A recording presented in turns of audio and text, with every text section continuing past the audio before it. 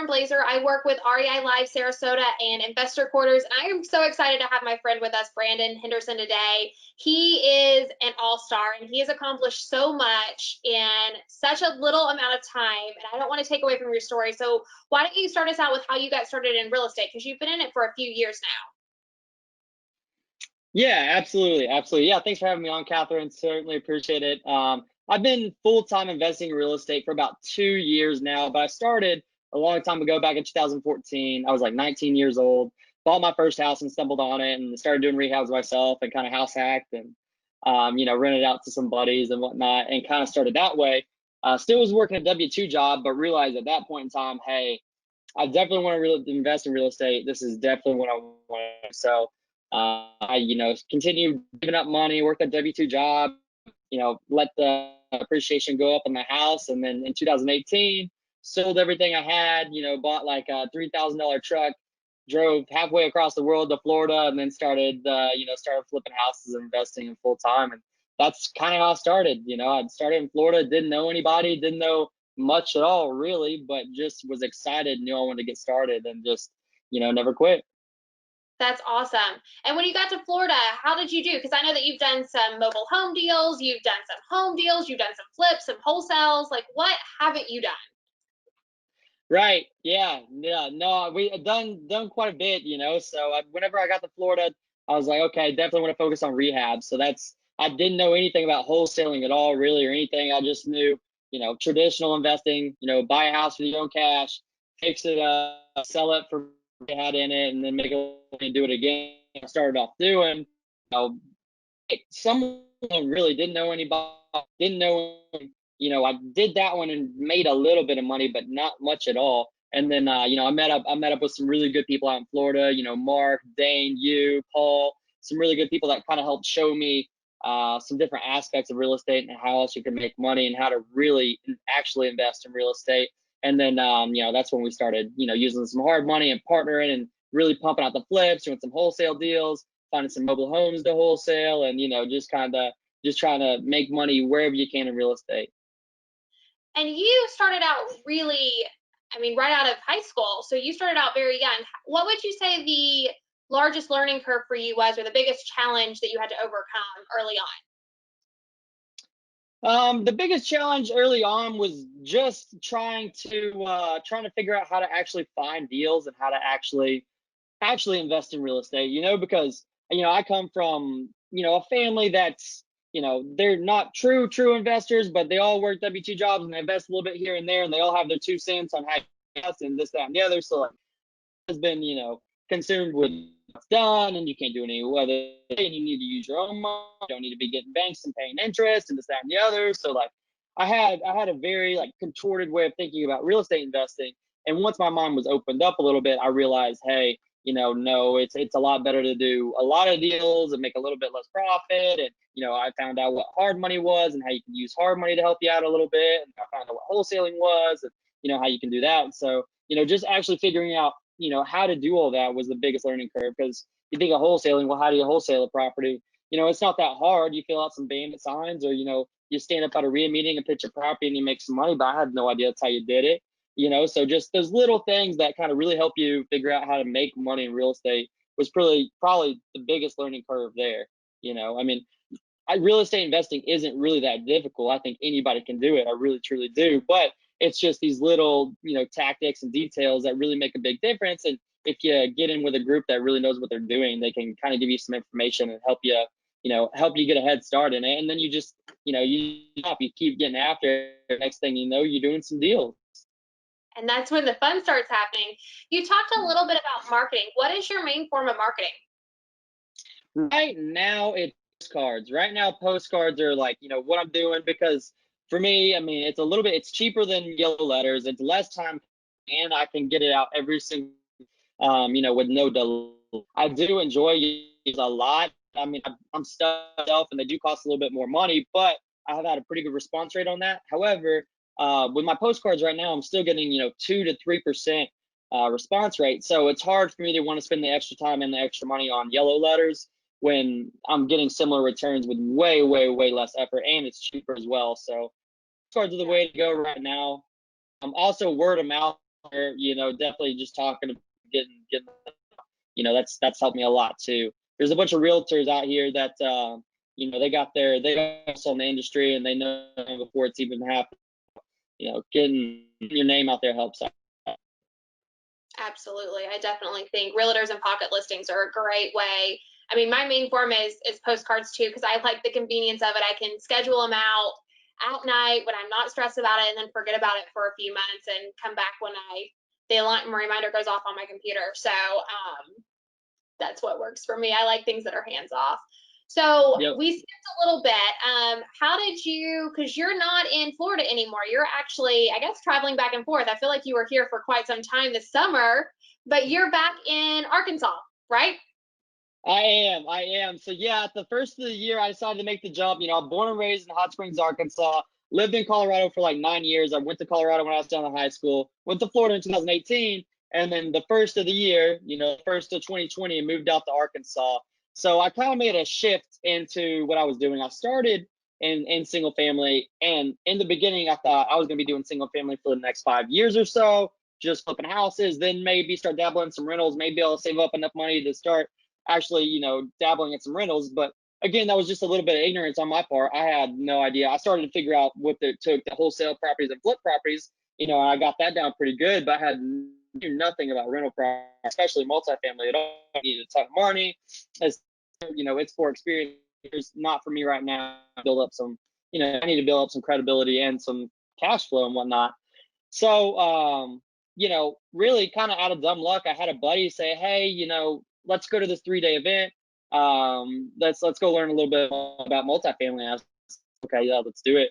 I don't want to get into it eventually, but you know, it's gonna be so soon. When hey, it's not that big a deal, and really kind of started looking for some multifamily properties to invest in, and I started looking around Florida. You know, back in 2019, I started poking around in Florida a little bit, but really didn't find anything, and just kind of told some people in Arkansas, said, "Hey, if you run across anything, let me know." Next thing you know, my buddy sent me a Facebook ad of something that looked better than anything I've even came close to finding in Florida. So I said, "Holy cow!" One thing led to another. You know, I'm flying out the Hot Springs to go look at a deal, and ended up wrapping one of them up. So you know, I started investing in multifamily out in the Hot Springs, and it was a 16 unit multifamily. It needed a lot of work as a 50% occupancy, but because it was distressed and it had been on the market for a while. I mean, this is a property that was on the MLS for quite some time, but they took it off because nobody could get financing for it. So you know, the real estate agent that I was talking to, she knew that on my property. We went out and chatted with, and you know, she said she's willing to do some financing just to get out of it, and so that's how I stumbled upon, you know, my very first multifamily deal, having absolutely zero experience, didn't really know what I was getting myself into, but all I knew is it looked like a really good deal. Everyone I talked to said, "Yeah, hey, it's a great deal," so I just kind of jumped into it. One thing led to another, and now I'm living here, and I got you know, 50 doors total.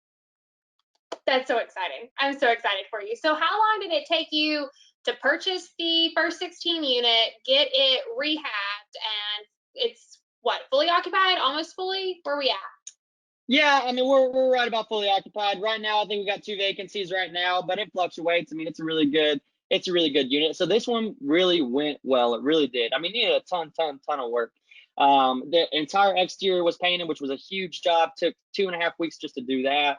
And then, you know, we're painting the entire hallways. We're completely remodeling, you know, 8 units, 9 units. So it was plus dealing with some turn in between there. So it was a big project. However, I got very fortunate.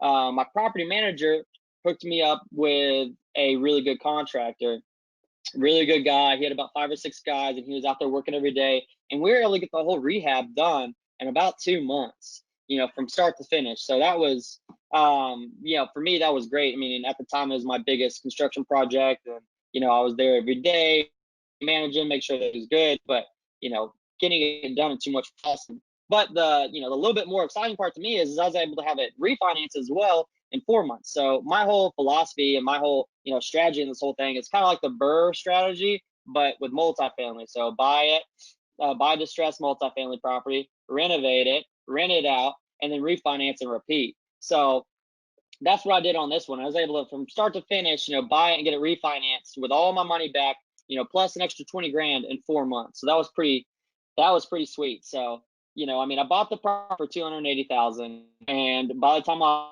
got it renovated and got occupied, of course, whenever we refinance a bank appraisal, well, it appraised for like 500,000. So, I mean, it's kind of, or close to 500,000. It's tough to, it's tough to force that kind of appreciation in single family in that amount of time, but being able to do that in multifamily is super easy. I mean, wasn't no big deal. Got a bought, refinance, pulled all my money out plus some, and now I got a property that's still cash flowing. That's still really safe. I mean, it's still a good cap rate. It's paying me several $1,000s every single month. So hey, life's good. That's amazing. And then you bought a second one, which is actually one of the first deals that you went and looked at out there, right?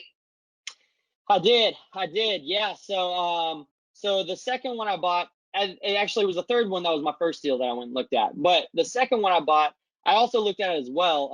I looked at it, because I wanted to check out my competitors and see what the other small apartment complexes were doing in the market.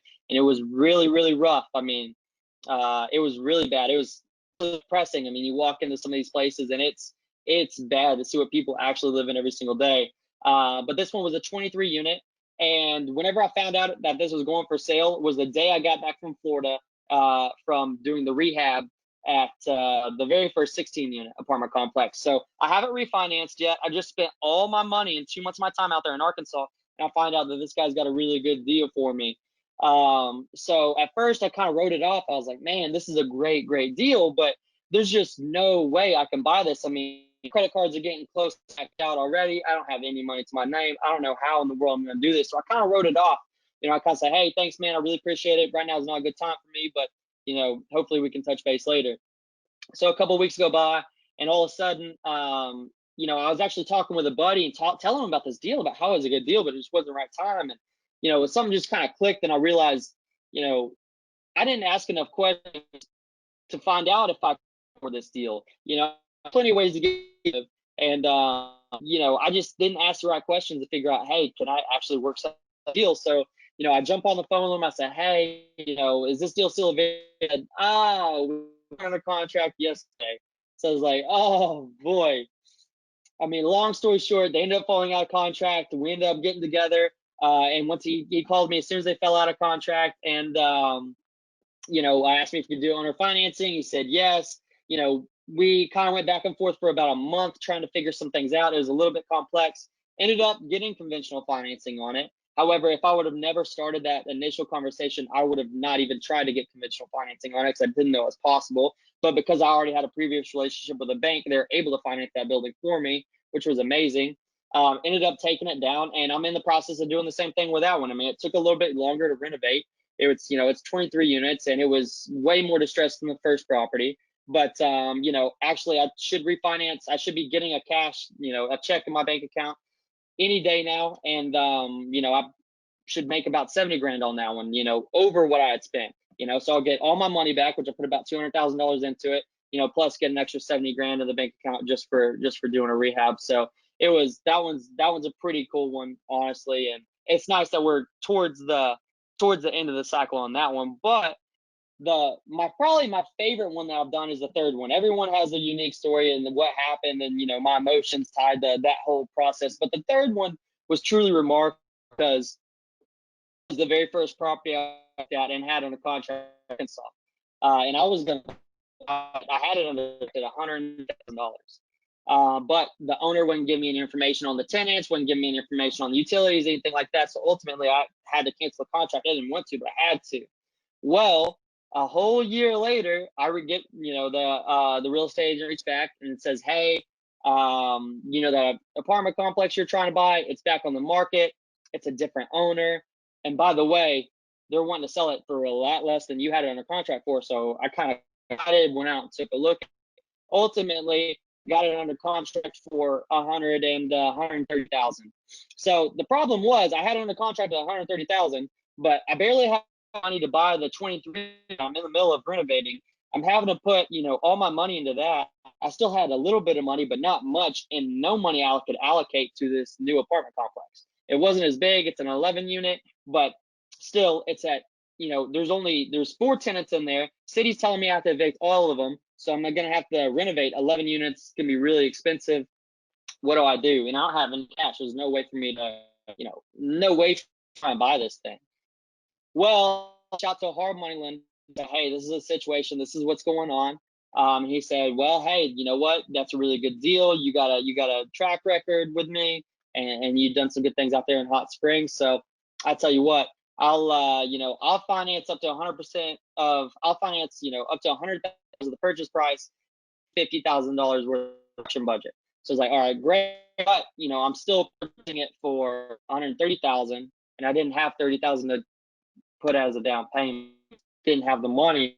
So I went back to the owner and I said, hey, the only way I can buy this thing is if you hold back at 30,000 and let me pay you back here in a couple of years at a very low interest rate. He said, yeah, sure, no problem, we can do it. So ended up buying an 11 unit apartment complex with absolutely none of my own money, or very little of my own money, and also got $50,000 to go ahead and renovate the place. So right now we've got 8 of the units renovated. We got 7 of them occupied. That thing's pumping out cash and should be able to, complete the burst strategy on that one in the very near future as well. That's amazing. So what are your goals for the next quarter and year? Well, I got another property in mind. I would love to stack on another 25, 30 units before the end of the year. That would be amazing. And ultimately here in the next year and a half, I want to have 150 units total. So, there's definitely some work to be done. There's definitely having to be creative. These kind of came to me fairly easily, and I'm starting to dig a little bit to find some really good ones. But ultimately, I want 150 units here in Hot Springs. That's amazing. That's wonderful. And let's talk a little bit about, you've taken huge risk it's huge risk period for anybody, but much less for somebody that is under 30. And you have seen the rewards, like you have seen your lifestyle change. So can you talk to me a little bit about that and the emotional and mental growth that you've done over the last 5 years, growing from, taking the risk and flipping homes and moving around the country, as well as taking on all of these different projects and growth opportunities? Yeah, absolutely. I mean, there's certainly been a lot of risk here for sure. Definitely been some risk going into it. But I was surrounded with a good group of people, and they, kept giving me great information and kept my confidence up, to keep pushing forward, and that really helped me out a ton. But really, my whole mindset and everything else has changed. I mean, in the beginning, I just thought you come out here, you put some money, buy a property, fix it up, rinse and repeat, and then at the end of the day, you make some money. But really, it's more about building relationships, building a team, building a system, not only out there in your business, but within yourself as well. Waking up and doing your reading, making sure that your brain is sharp, going out and doing some exercise, and just staying positive, doing your daily gratitude practice. I mean, that's one thing. Whenever it was first brought up to me, I was like, okay, that sounds great, but I don't really know if this is something for me. But now I've been doing it every single day for the past year. Waking up and saying 3 things you're grateful for, doing an action statement. It's something that's really helped me out a ton. And even if you don't do anything all day, if you wake up, morning routine, what you got to do that day. You write down a list. If you do your gratitude and you do a little bit of exercise, you already feel like you've won the day. You've accomplished something. You've done something.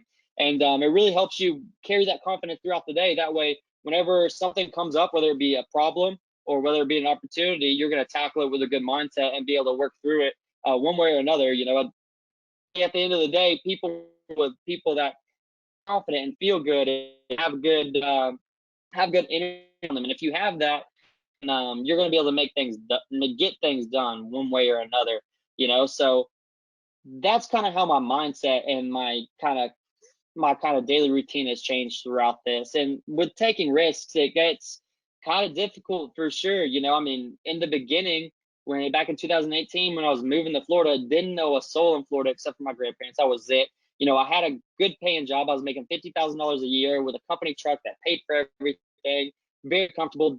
Had my roommates paying for my house. I had a ton of equity in it, but I sold it all. Bought a $3,000 truck and drove out there and risked it all. And it didn't really stop there. There wasn't just one risk. I went for another. Whenever I bought my first apartment, I went and I did it again on the second time. And it never, I never quit taking risks yet. However, I have started to see the rewards, I mean, able to, being able to, take some vacations or have the freedom and be able to, kind of live life a little bit has been awesome. I mean, I've been very, very fortunate. I got the opportunity to, when I've ever moved out to Hot Springs, I got the opportunity to live at the lake and buy a boat. So, I mean, to be able to go out and, go surf with a buddy and do whatever, play some music, whenever it's a good day or whenever you get a second, it's a blast. I love being able to do that. Also being able to go out and travel and go see family and maintain your health and everything else. I mean, just having the ability to go do those things without this huge restriction of like a W-2 job is is awesome. And we kind of talked about this question off the air, and I kind of really kind of thought about it, and it's funny how humans really have a short-term memory. But once I thought back upon it, I remember how much I hated that alarm clock every single morning waking up. I would sit there and set 50 alarms, and I would just lay in bed for 30 minutes, just not wanting to get up and go to work. Like, I hated it. I absolutely hated that alarm clock. But now I don't even set alarm clocks, and I wake up at 6 o'clock every single morning. It's completely different, and it really has changed my life, and I feel like it's changed my health, my overall, emotional well-being. It's been dramatic, but it's always good to look back and realize where you came from and what you have, and and keep that discipline to stay focused and stay going forward, because you never want to go back to that W-2 job, right? So that's Never. never. That's been kind of the risk reward there. But it's been a fun ride. And of course, there's always been some learning curves. There's always been some ups and downs. But when you surround yourself by with a good group of people, and you get inside of a campfire that's super bright and really somewhere, I mean, there's no other option than success. Absolutely. I definitely believe if you surround yourself with 5 successful people, you'll be the 6th one. On turn, if you surround yourself with 5 negative people, you'll be the 6th one. So I definitely believe that as well. Like, you've got to surround yourself with good people and build those teams. I'm curious, are you going to start REI Live Hot Springs? Maybe. We'll see. We'll see. It's kind of a difficult time now with the coronavirus and everything else. I mean, that was my thing when I was in Florida. I didn't know anybody. So Monday, Tuesday, every other Thursday, and once a month going to all these different meetings just to meet people. That's what I did, every single week and every single month out there in Florida. Out here in Arkansas, smaller market, so they don't have as many. Also with the coronavirus, they haven't been doing them. So I'm actually excited to be able to get back and get plugged into some of these personal development and real estate meetings myself. I'm kind of itching to get back into it. So who knows? I might just have to start my own. I like it. So we'll get you connected with Brian to start REI Live Hot Springs. I like the name already. So what advice would you give the new person that is thinking about starting, it's getting plugged in, but hasn't quite taken the first step, the first risk? Yeah, I mean, I would say, if you're brand new, getting plugged in and whatnot, I would say don't be afraid to listen to your mentors and listen to those people around you. I mean, I get it. When you're brand new, you get a bunch of people in a room trying to tell you what to do, and hey, you need to do this, do that. A guy you connect with, a guy that has what you want, and then just he tells you to do and do what he does every single day. I mean, that's I would give. I mean, that's exactly what I do. You look at there's no need to reinvent the wheel. There's no need to think you need to go out here and figure it all out on your own, because there isn't. And you're going to fail a lot harder and a lot faster if you try to do it on your own. But get plugged in and hold hands with someone that's done it before, and just do exactly what they say. I mean, just do exactly what you say. Get plugged in, get excited, just never quit, and you'll be successful. No doubt in my mind. Perfect. We have a couple minutes for any questions. I know that there's a couple people on here. I'm going to post in the group chat. You have, if I can type questions. What's up, Brandon? Hey, what's shaking, Mark? How you doing, buddy? How you doing? Thanks for being on.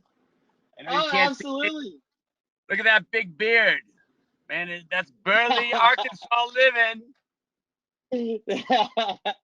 That's right. That's right. I'm getting ready for the ski What slopes. happened to that young, cute boy I used to know?